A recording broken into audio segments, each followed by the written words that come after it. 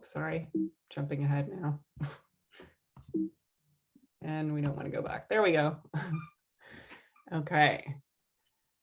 All right, so I'm going to start by welcoming everybody who's here. We might have a few more people trickle in, but I think what we can do is get started, and hopefully people can just sort of jump in to the workshop when they arrive. So thank you everyone who's joining us tonight for our workshop, our STEM Design Challenge with Up for the Challenge and for National Engineering Month. My name is Andrea Hamrick. I am joined by Lauren Folk, Tilio Tonen, and Lauren Cito, who are part of our Up for the Challenge team and helping to facilitate our workshop tonight. Yeah, so I think we'll move on to our land acknowledgement and then tell you a little bit about what we do at Up for the Challenge. Just want to make sure everybody's aware that we are recording the event tonight. So just so that you know about that.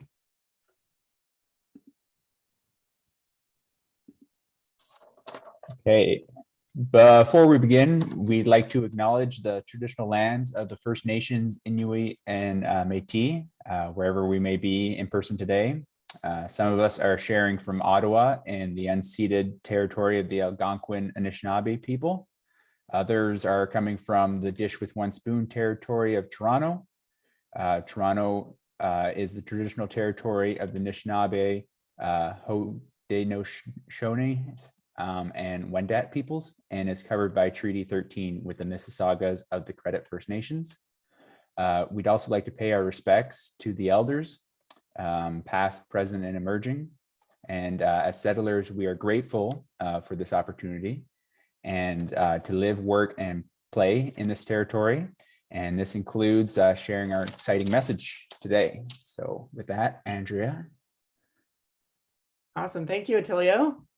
Okay, and welcome to those of you who have joined us for our workshop. So I'm going to start just by sharing a little bit about what we do at Up for the Challenge. So our mission is to inspire youth to use science, technology, engineering, math to improve people's lives. We wanted to talk about STEM in this bigger picture way to really motivate people to go into these fields and to really understand why it's important that we learn how to use these tools in terms of this, bigger motivation to change the world. How do we do this? We use an approach called design thinking, where we use this human-centered design approach for innovation that draws from the designer's toolkit to integrate the needs of people, the possibilities of technology, and the requirements for business success. So we start with this, I'm sorry, hang on. I thought I turned everything off here. Okay. Sorry about that. Okay, so we're starting with the human aspect. So what's desirable for people? We're designing for users and trying to understand what their needs are. And then looking at what's feasible from a technological perspective and what's viable from a business perspective. And where those needs are integrated is where we find this domain of innovation. Design thinking can kind of be simplified into these 5 steps. And we start with using, empathizing with the people that we're designing for. This is where we want to understand their perspectives, their needs, what they want in the context that they're living in. And only at that point can we really define what the issues are from their perspective. At that point, we move into ideation, so coming up with ideas, making those ideas real through prototyping, and then testing out those ideas by testing those prototypes with the people that we're designing for. So it's not a linear process, it's very much an iterative process where we are continually learning about the people that we're designing for to really create something that's meaningful to them. So we're going to take you through this process through this design challenge this evening. Okay. So the design challenge that we're going to look at is how to make climate change and engineering accessible. What we want to do is we want to reimagine young people's learning about climate change, extreme weather, and natural disasters. So we're going to start with this big question around how might we make climate change topics and engineering solutions relevant and meaningful to youth?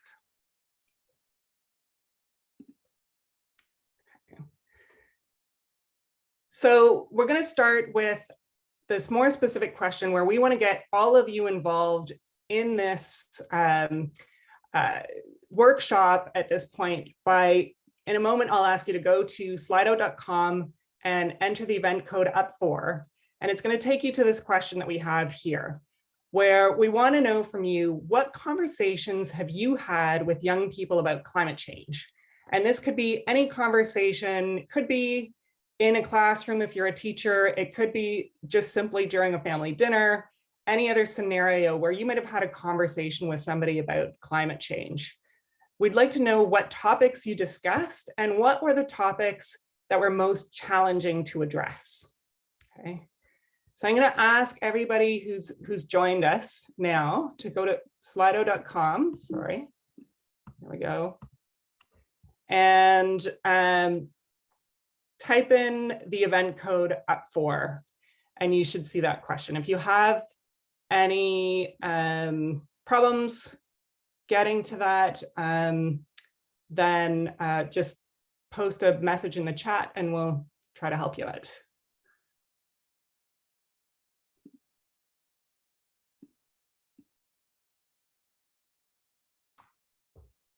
So once you log in with the event code Up4, you should see a screen that has this question similar to what you're seeing on the screen right now, listed, as well as a location where you're able to type in your answers. So this one, we're going to do a word cloud, where once everyone has put as many thoughts and ideas as they have related to these questions, then we can look at the word cloud and see different experiences that people have had. So feel free to enter multiple answers as well.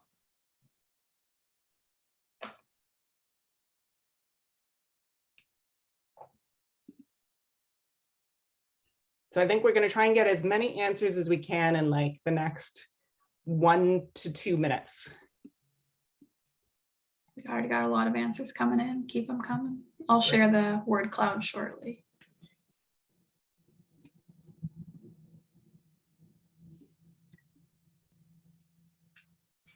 All right. Should I take a break from sharing my screen? We have a question from Maha. We're being asked how to sign into Slido. There's the website slido.com, and then the code is Up4. So you shouldn't have to sign in. There should just be a place where you can enter that event code and it'll take you directly to our Slido poll.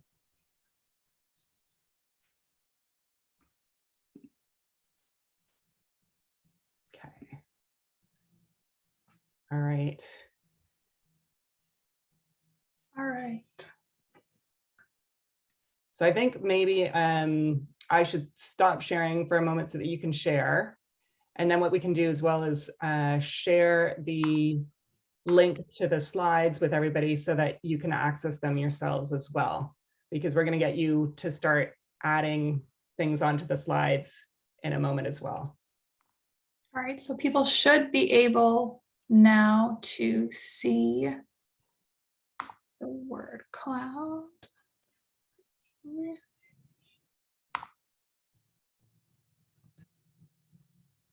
Feel free to keep adding answers while I share.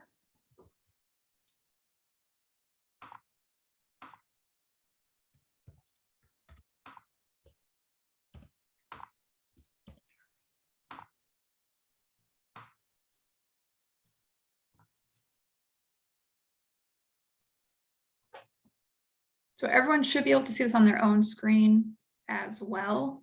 But these are some of the answers that we're getting.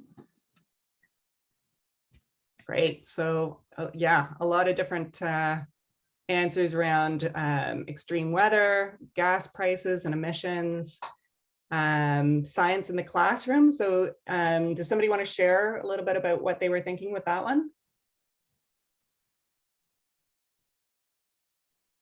Everyone is more than welcome if they want to turn their cameras on, and we welcome contributions talking as well, or if you're more comfortable with chat. Role of industry. So how industry might be contributing, I think. Impacts of weather. And the need for change, electric versus gas cars. Yes, a lot of different answers. Okay, so I will, so, all right, so we're gonna have our word cloud added into the slides. I'm just gonna go back to the link and share the link for the slides with you. And then you can each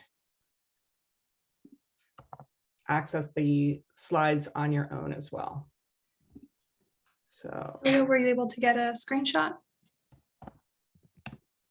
I believe it's up on the presentation. Perfect. okay. So the link for the Google Slides is in the chat now. And I will go back to sharing my screen in case you can't access the slides yourself, if there's an issue there. So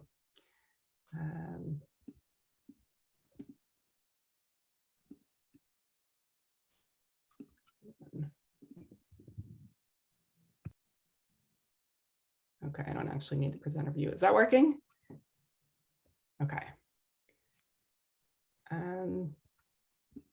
Okay, so the next question we have for you is, again, we're going to ask you to go back to slido.com, type in the event code Up4. It's going to take you to a different polling question. If you're still on Slido, it should have, the new question should have appeared. Perfect. Okay, yes. The question now is, which of the climate change STEM topics listed on Slido are most important for you to engage in with youth? So what we want to know is, what is important to you in terms of what you think we should be engaging in with youth? So you can make your selections on slido.com. This one is a ranking one, so ordering in the order of which you think are the most important.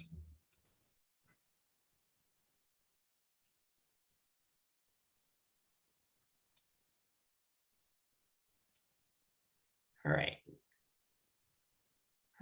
Lauren, let me know when we have sort of final. Our answers are coming in. Okay.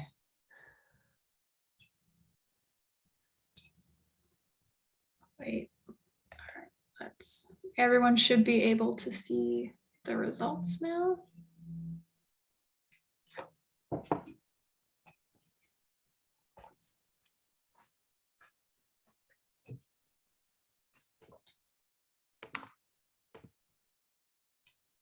Okay, so we've got loss of habitats and biodiversity, greenhouse gas emissions. Oh, it's changing a little bit. Updating improvement, sustainable green energy.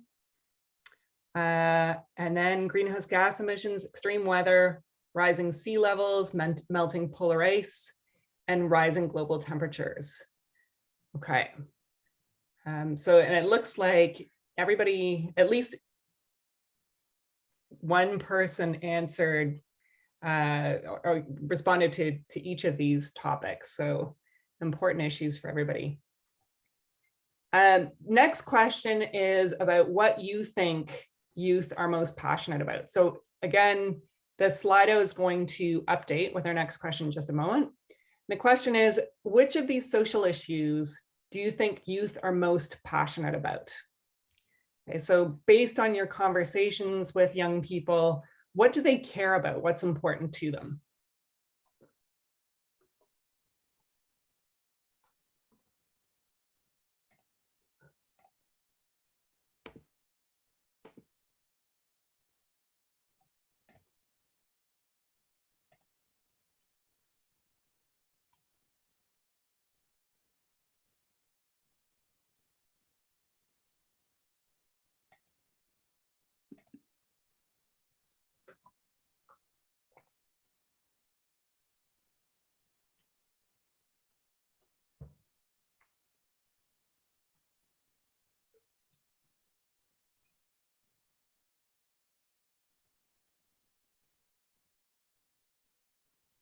Okay.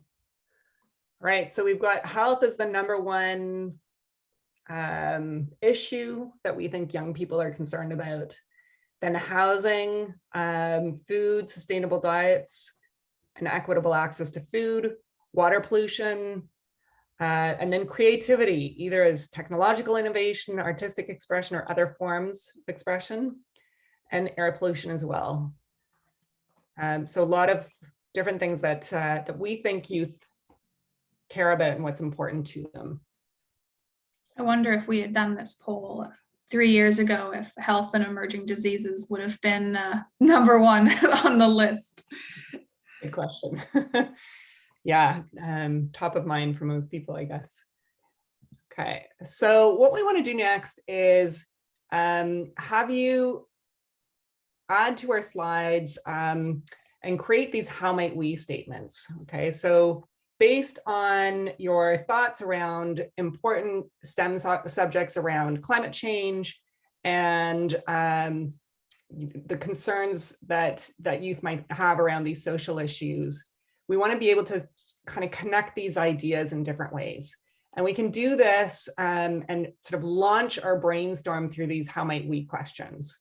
So what we want to do is kind of think about, you know, how we might actually make climate change topics and engineering solutions relevant and meaningful to youth, right? And so we're going to come up with more specific how might we questions that will help us launch our brainstorm. So what I'd like is for you to just add as many how might we questions as you can to the slides. We've actually got 3 slides, and we can add more if we come up with lots of questions. And after we have a bunch of these how might we questions, as a group, we're going to pick the ones that we'd like to brainstorm on for the next part of the challenge. Okay, so nothing's set in stone here. We're just trying to get ideas down. And then we'll select which ones we're actually going to design for in the next part of the workshop.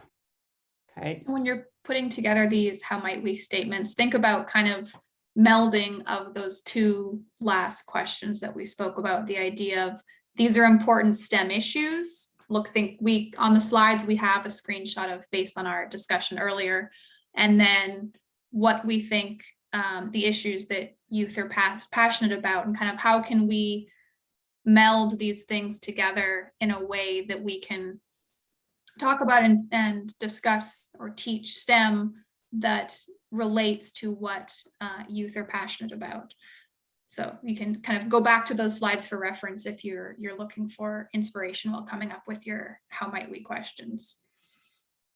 So one of the examples we had was how might we visually demonstrate the impact of air pollution on people in remote communities, for example. What could that look like, right? And so after we'll get into brainstorming around that how might we question or another one. So if you have any questions, just feel free to speak up or post your questions in the chat. And again, the link to the slides where we can all work collaboratively is in the chat box.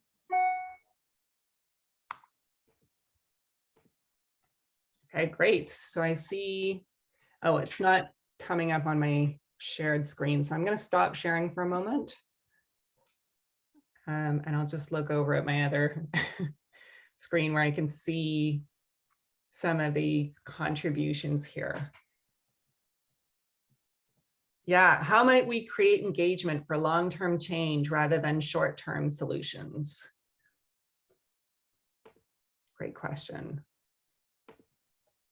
And yeah, feel free to add to any of the slides that we've got going.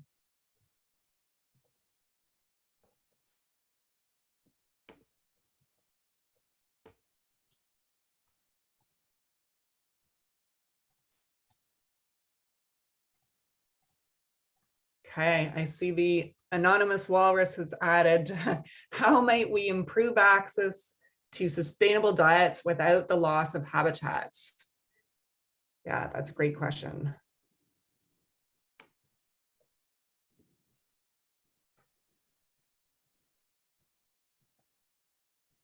How might we show the impact that a loss of biodiversity has on new infectious diseases?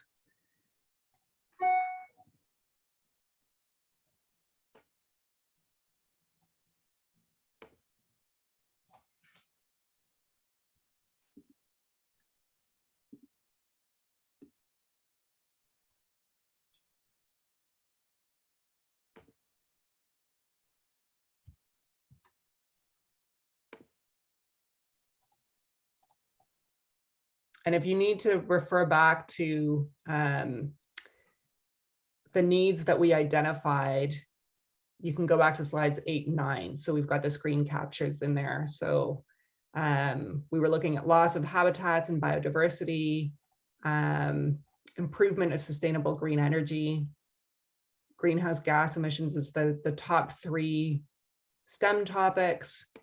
And then the top 3 social issues were around health, housing, forced displacement, equitable access to housing, and also food, sustainable diets, and equitable access to food. But it doesn't mean that you have to limit yourselves to those 3.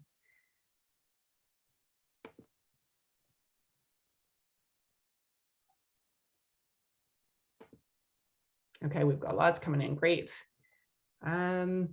How might we encourage industry to get on board with the issues that are relevant to youth? I like that. How might we create engagement? Oh, yeah, I read that one. For long-term change rather than short-term solutions. How might we increase funding to address climate change? More action, less discussion. How might we contribute to equitable access to clean water?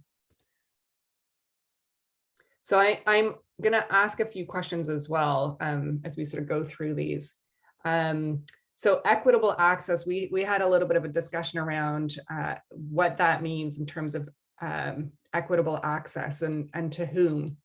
So does somebody want to share a little bit about what they were thinking about in terms of access for whom or to whom? In terms of anybody who, the person who contributed or anybody else who... Yes, I was thinking of some of the Native communities. Okay, great. Thank you, Christina. Yeah. And yeah, I mean, we've heard a lot about that in the news as well. Yes, and I was talking to someone, a youth, about this, and she was saying, yeah, some of their reserves don't have access to clean water, and that was a big thing because it's like, yeah, we're here in Canada, but there's so much water, and Exactly. so that was Yeah. a big concern for her. Yes. Yeah, great. Okay. Okay. So just looking at the time, maybe we'll take another sort of 2 minutes, see if everybody can write down one more. How might we question? And then we'll take a few minutes to select our favorites.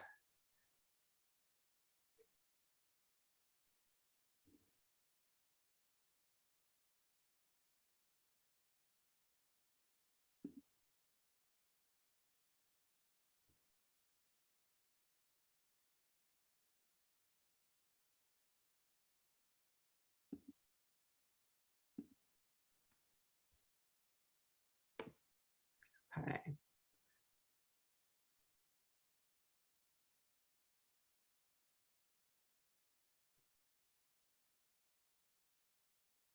Great, we've got a few people finishing up questions.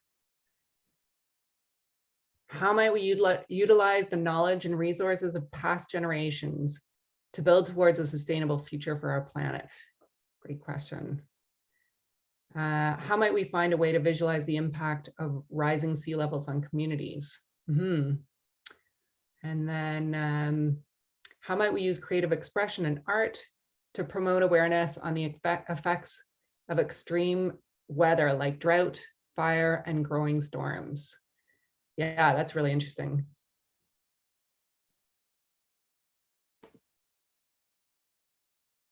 Okay. Did I miss any? I think I mentioned all of them. Does anybody need another minute to finish up? We've got the anonymous manatee finishing the last question. Awesome. How might we help students and youth understand the impact of climate change in other areas of the world? Yeah. So yeah, how might that look different in Canada, even in urban environments versus more remote areas? And how would that be different in different places around the world? So what we'll do now is we'll take a couple minutes to vote on our favorite how might we statements. So what we want to do is select probably 2 or 3. Should we do, just looking at how many people we've got. So maybe we'll do 2 breakout rooms. Does that sound good, Lauren? Okay. So we'll pick our top 2 how might we statements. And hopefully we can pick 2 that are a little bit different. And then we're going to get into brainstorming based on those 2 how might we statements. And I'll talk about what that looks like in just a minute. So on the slides under the preferences column, I'd like everybody to just pick, let's say, their top 2 how might we statements, just adding a star or some icon into the column there, indicating which 2 are your favorite ones.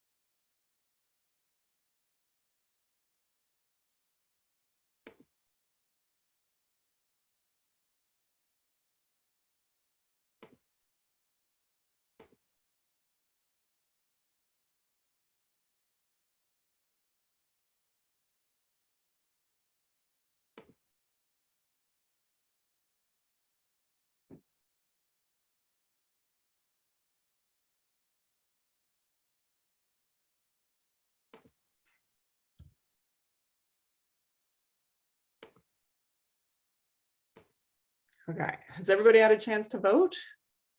I think I've been a little bit slow, so I'm going to assume everybody has. Oh, a couple more votes maybe coming in. So we've got, I think, the top options, we've got 3 actually. So on the first slide, slide 10, how might we encourage industry to get on board with the issues that are relevant to youth? How might we balance the realities of a growing population with the impact the population is having on the planet in various parts of the world? And then how might we use creative expression and art to promote awareness on the effects of extreme weather like drought, fire, and growing storms? So correct me if I'm wrong, all of those have the same number of votes right now. Oh, we've got a tiebreaker for how might we use creative expression and art to promote awareness. So I think we just need a tiebreaker between the question around industry. So how might we encourage industry to get on board with the issues that are relevant to youth? And the other one that we had is how might we balance the realities of a growing population with the impact the population's having on the planet in various parts of the world. So if everybody wants to add just one more star to either one of those to break the tie. And then we've got our top two.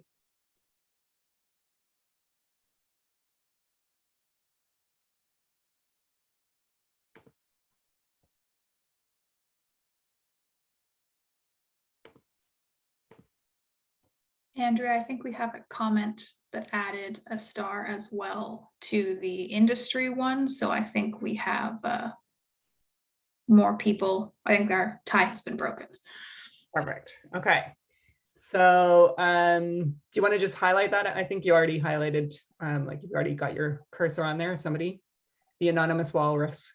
We can highlight that one and the other one that we're going to use for our brainstorming session.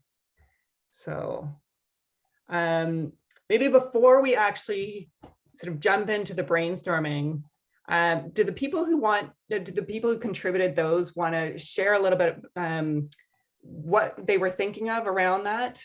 Just want to have a little bit of discussion so that when we go into the breakout rooms, everybody's sort of aligned with what those how might we questions mean, and anybody can contribute to sort of how they interpreted those questions.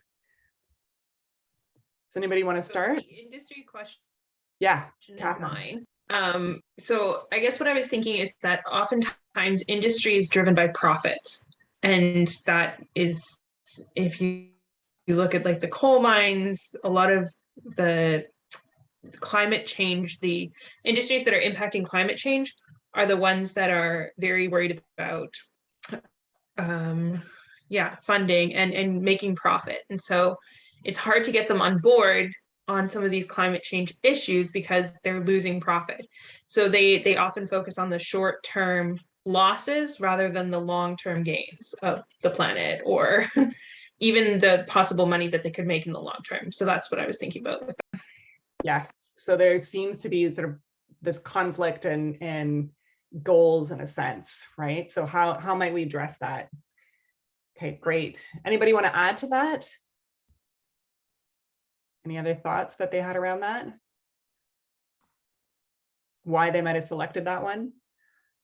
If they voted? I liked the idea of getting youth involved in that conversation too. I think so much it happens at the top. If it does go outside of like the company or the industry, it's still very much like an adult conversation. I think it's the idea of kind of connecting with youth and what they are passionate about and concerned about is a really interesting idea. Yeah, I think that's a great point. And I think also just to add to that, I think if these industries are hoping to eventually, hire people, young people, they also need to be concerned about what's important to them, right? They're not going to bring people on board if if they're doing things that the young people can't stand behind. So from that sense, I think it's in their best interest to bring young people into that conversation. Then we had,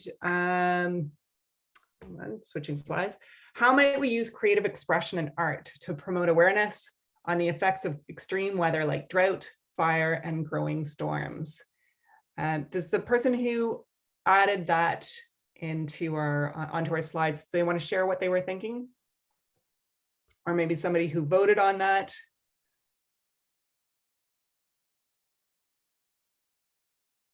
I can start. I really like this one because I think often we sort of dissociate science, math, climate change with artistic expression. And, you know, so I really like those. I always find it leaves a strong impression on me when I see things in creative ways that I myself sort of wouldn't necessarily think about in terms of creative expression. So I really appreciate that people can make those connections between different ways of thinking.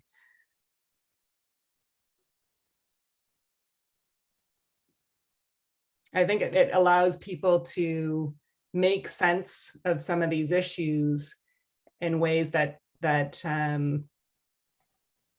more accessible. So we had I think it could even relate to some of the other topic, or how might we had the idea of helping students experience some of these things or help them visualize some of these things. I think that this question kind of pulls on those as well. yeah. So yeah, I'm really looking forward to seeing what people come up with when we get into the brainstorming. Okay. Terrific. Okay, so okay, so what I'll do is I'll share my screen again to go through the next slides.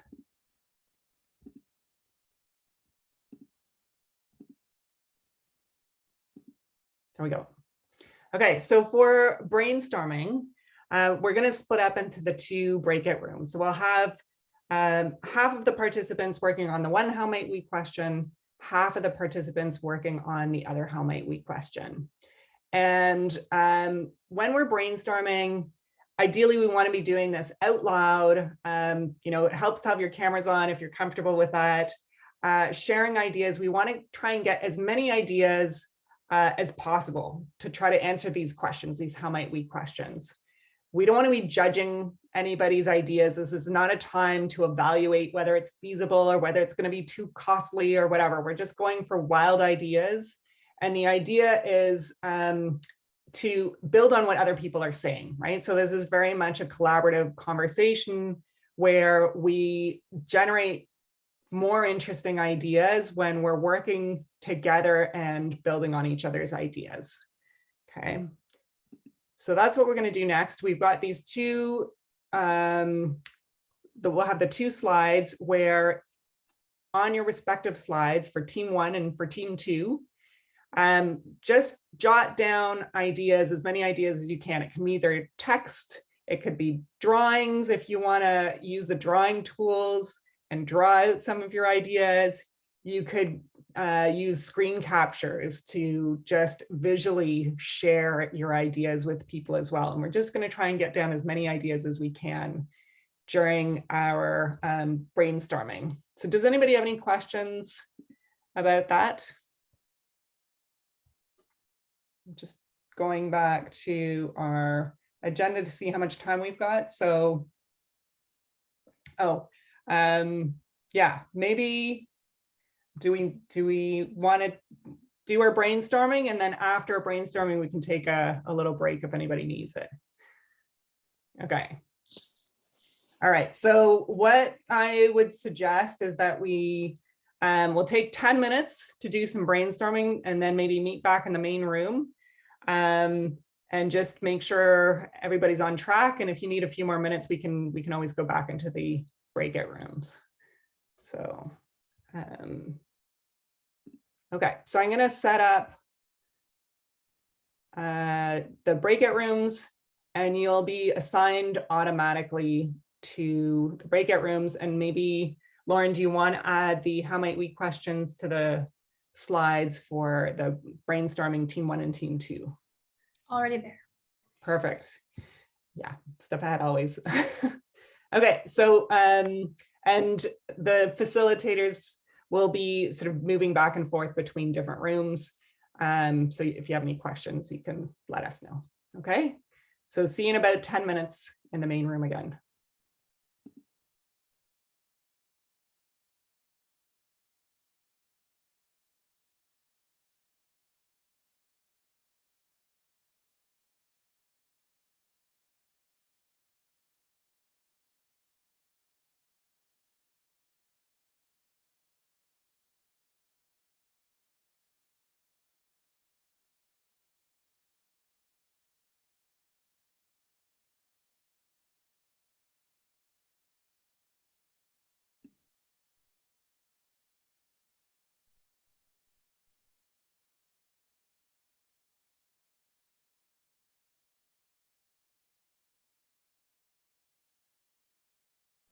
All right, have we got everybody back? A few more people that we're waiting for, okay.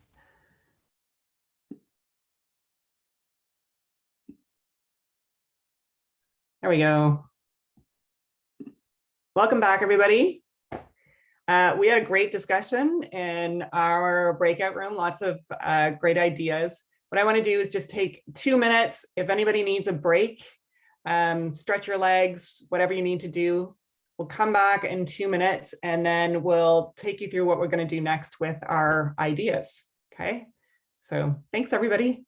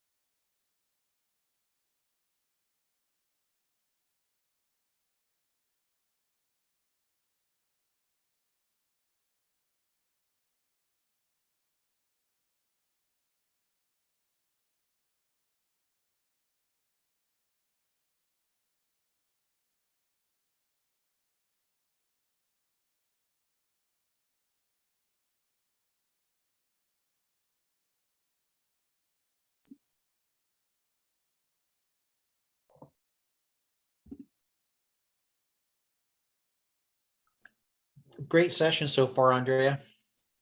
I'm glad you're enjoying it. Yeah, I sorted to duck out of the breakout room there. That's okay. I want to make sure that we have enough time to do the last few activities here. Yeah, of course. Workshops always go by so quickly. Yeah, they sure do, eh?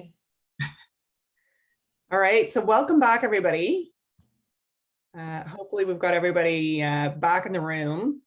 I will share my screen so I can let you know what we're going to do next, now that we've got lots of ideas here.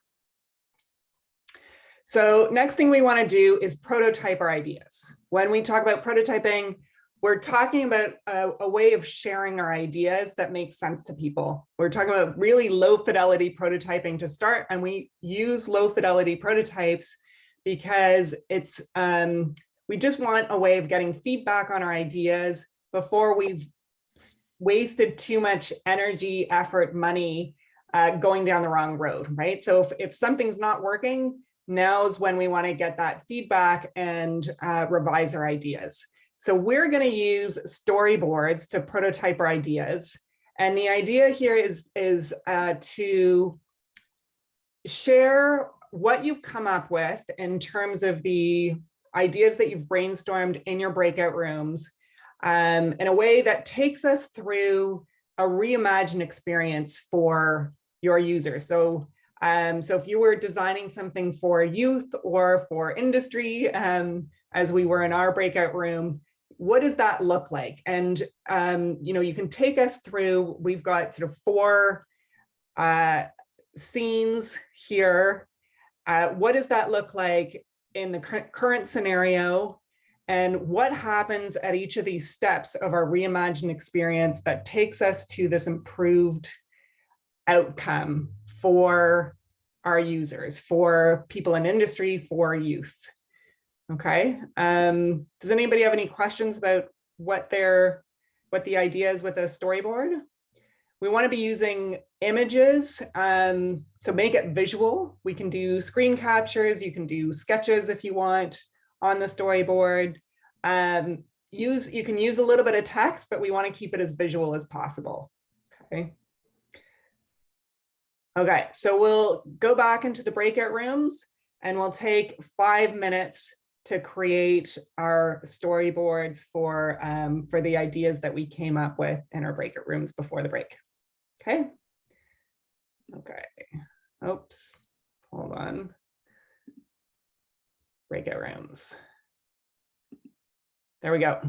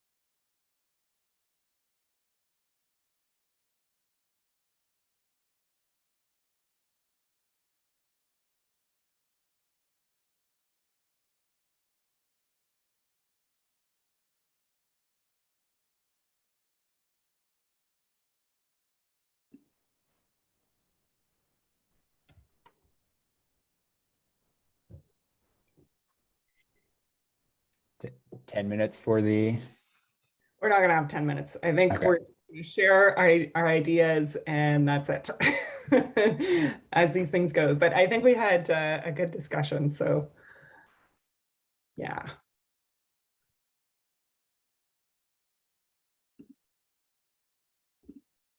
We got everybody back? No, not yet, right? 11 seconds. Here we go. Hi, Giuliano. Hey, Andrea, how are you? Good. How are you? Good. Good. All right. So I think we've got everybody back now.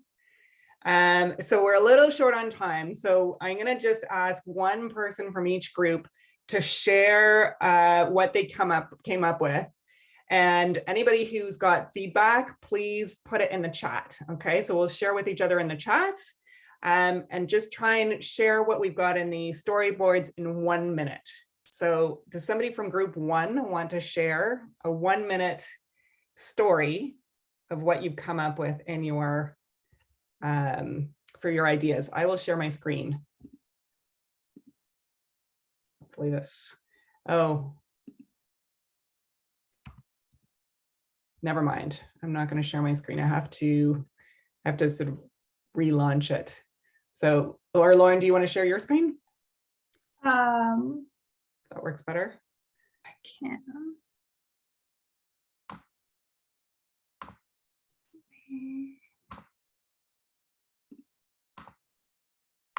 Hold on. I can also.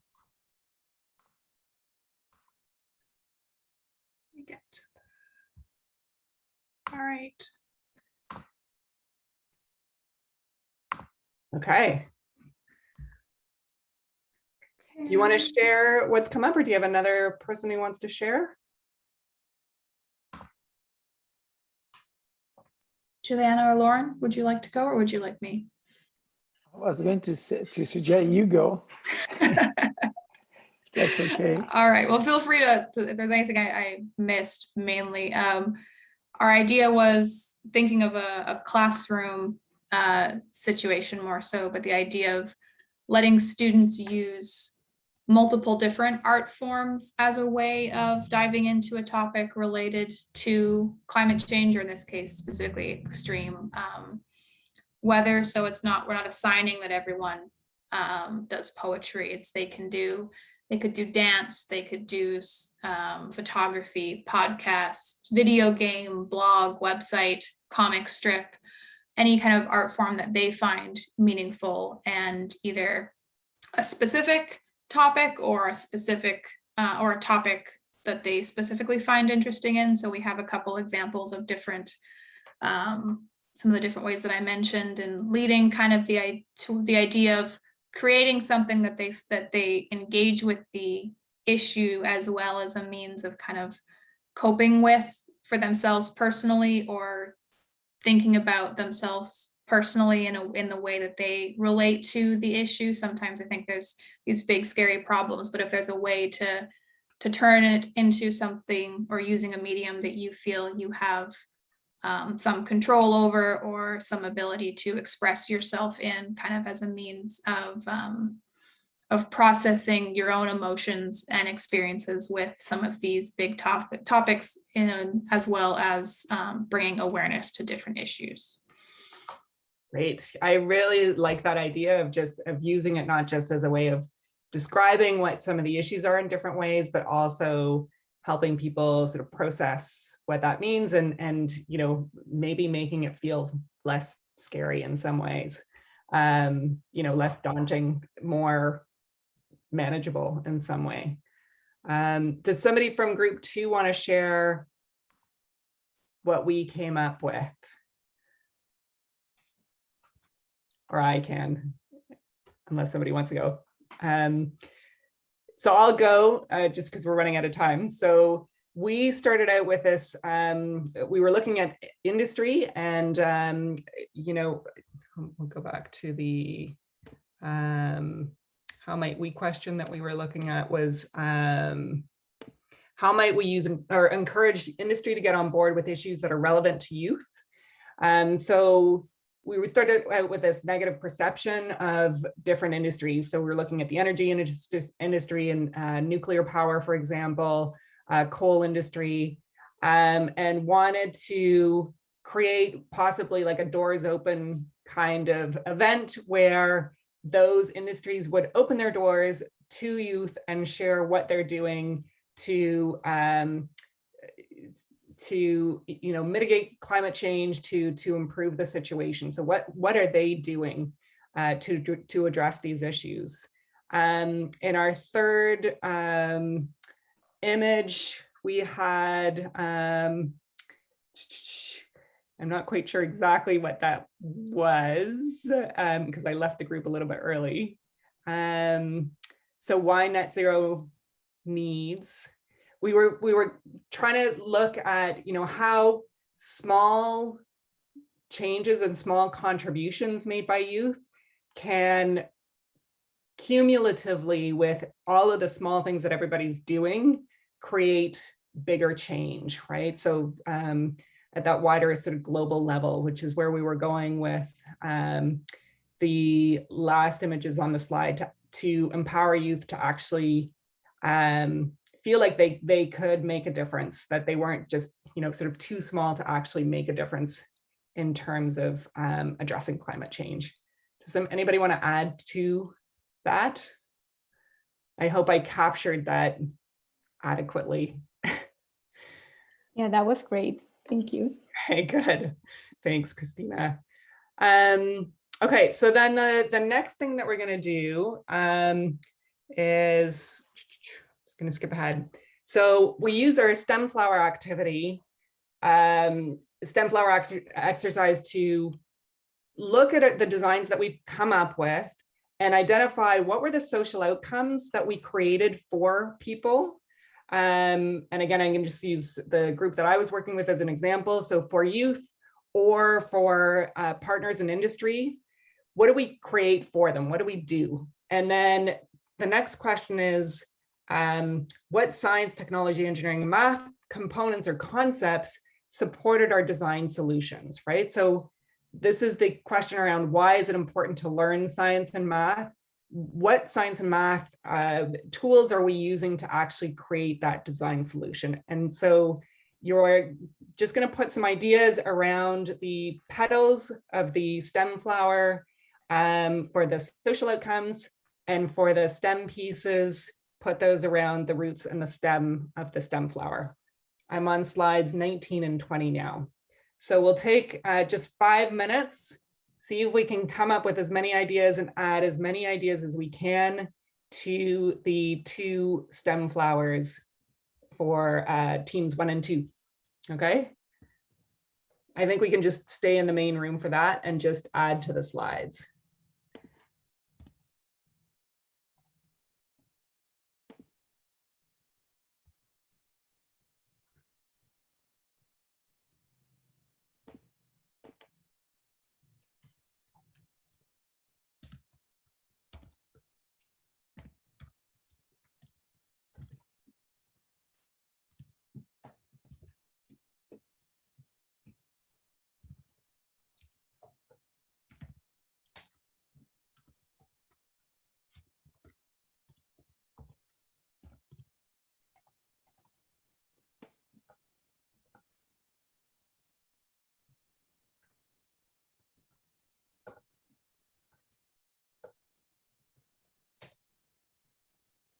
Okay. Great. So for some of the social outcomes, I'm just going to read a few as you keep adding to the slides. So for team 1, we've got changes in consumer behavior, coping with emotions related to climate change. Yes.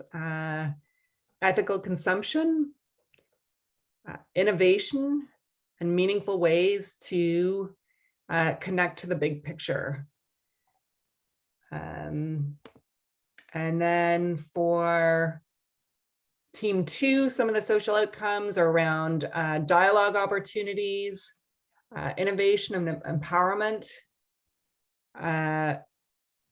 aligning industry and social perceptions towards a solution, building relationships between industry and youth. I think that's a really important one. And then awareness and understanding on both sides. Yeah. And then some of the science, technology, engineering, math components.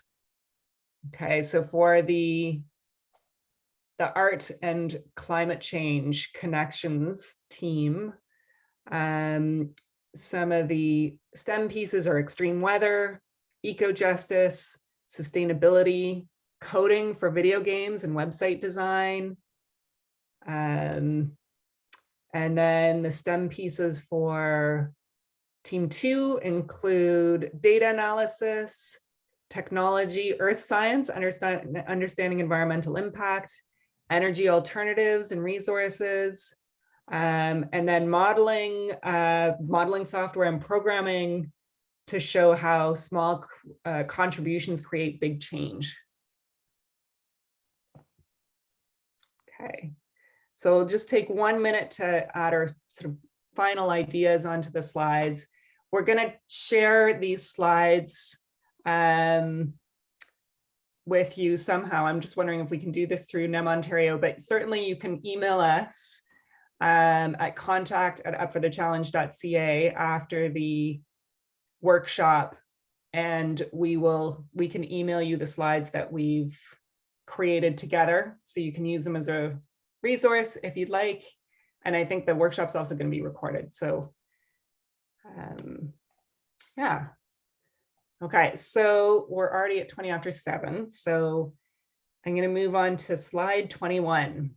We have a call to action for all of our participants here.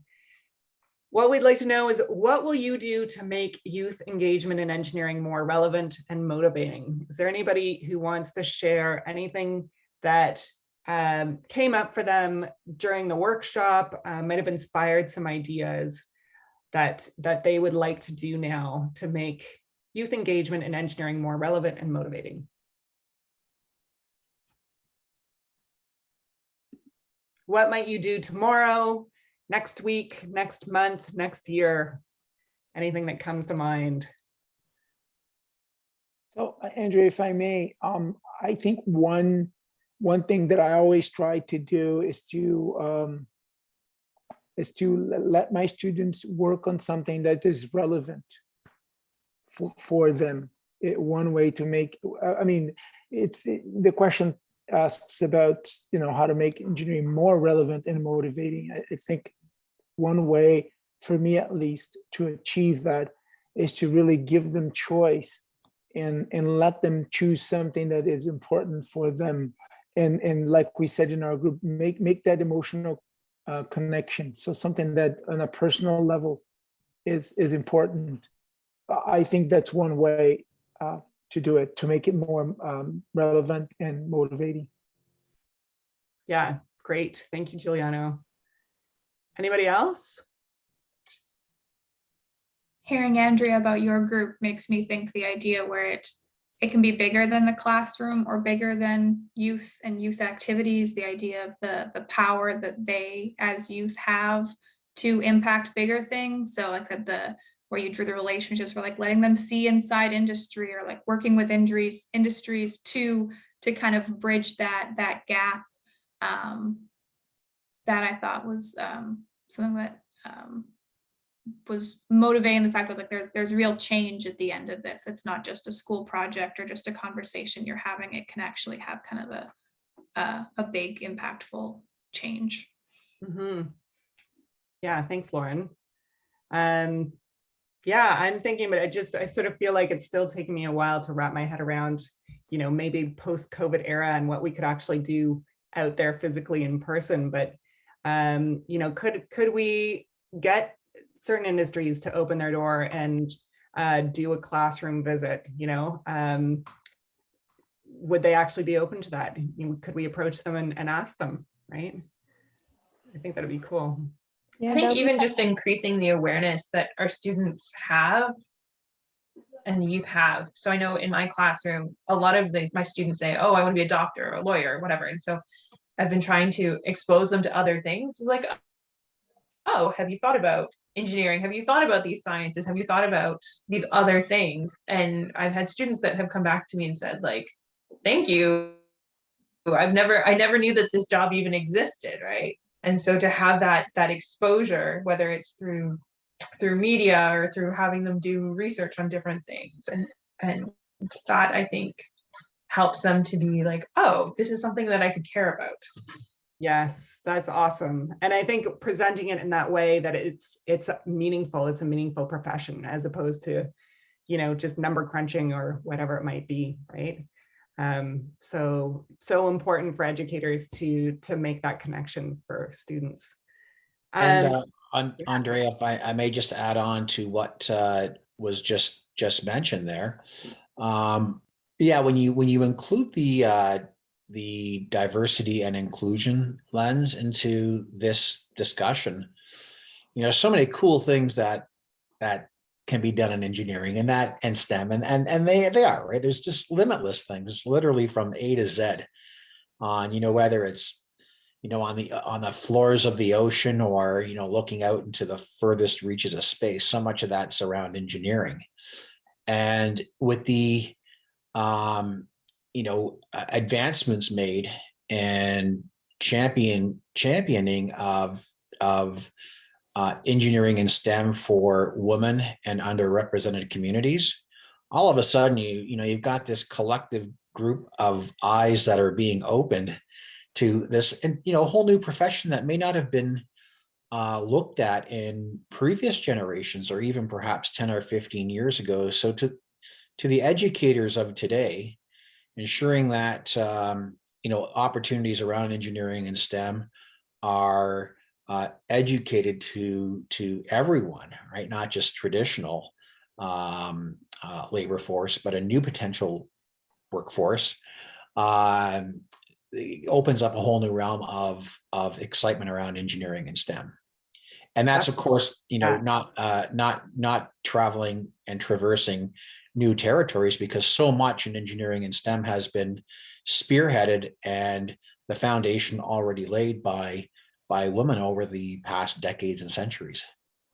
Yeah, and I think that's a big thing that we want to do at Up for the Challenge is really make it accessible to everybody, right? So everybody's got something to contribute, and, you know, these different perspectives around the value of understanding the relationship between how we feel about climate change, you know, and the art involved and the science connections is important, right? And that brings, I think, that those diverse perspectives into the conversation. So thank you for that.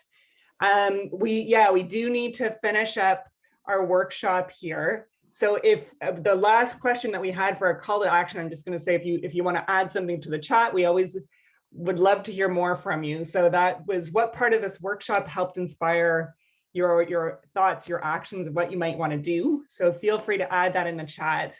And then Lauren, do you want to share what we're doing for the survey? So I think Lauren Cito is just gonna. Yeah, I also put it in the chat, but we do have a quick survey. If you could spend the next couple of minutes, we'd really appreciate it. It's on slide 22. You also posted the link in the chat, correct? Yes, it's also in the chat. Okay, awesome. So as you're going to that link, we'll just wrap up and say our thank yous, but we do hope you can just finish the survey, just very quick survey at the end of the workshop. But we really appreciate everybody participating this evening. Some really great discussions. Wish it could have gone on longer, but yeah, I hope that we can meet with you again sometime in the near future. Thank you also to our partners. So all the sponsors that have contributed to National Engineering Month, huge difference in terms of what we can achieve with these kinds of events, to have groups like this sponsoring these events. So appreciation there as well. Thank you so much. Thank you for the great workshop. I put in the chat, but yes, continue doing them. Next thing to do, invite you to a school. That would be great. Yeah, thank you very much. Thanks for joining, for all your contributions.